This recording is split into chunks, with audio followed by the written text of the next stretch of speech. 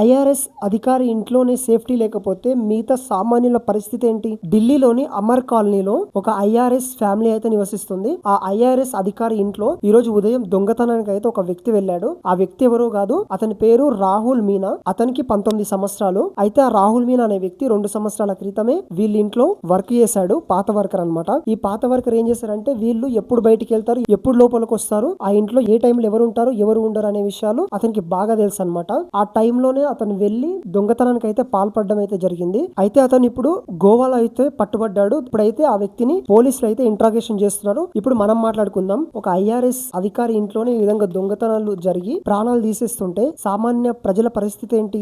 దొంగలది తప్ప, లేకపోతే యజమానులది తప్ప, గవర్నమెంట్ తప్ప అంటే ఇక్కడ ఏం చెప్పలేం. మనిషి బుద్ధి అనేది ఫస్ట్ మారాలి. మనిషి బుద్ధి మారితేనే ఇలాంటివి జరగకుండా ఉంటాయి. ఈ దొంగతనం చేసి బతికే బదులు కష్టపడి చెమటోర్చి పని చేసే బతుకు చాలా పీస్ఫుల్ గా ఉంటది. ఈ దొంగతనం చేస్తే ఏమైంది? ఇప్పుడు అమ్మాయి ప్రాణం పోయింది, నువ్వు పోలీసులకు దొరికినావు, మొత్తానికి నిన్ను జైల్లో వేసి పాడుదొబ్బుతారు. ఇప్పుడున్న యూత్ అయినా సరే, మిగతా వాళ్ళు ఎవరైనా సరే కష్టపడి బతకడం నేర్చుకోండి. అంతేగాని దొంగతనాలు, ఎదుటి వాళ్ళని ఎలా దోచుకొని ఎలా బతకాలి అని మాత్రం ఆలోచించకండి. కంటెంట్ నచ్చితే లైక్ చేయండి, అదేవిధంగా సబ్స్క్రైబ్ చేయండి. నేనున్నానని మాత్రం అస్సలు మర్చిపోకండి.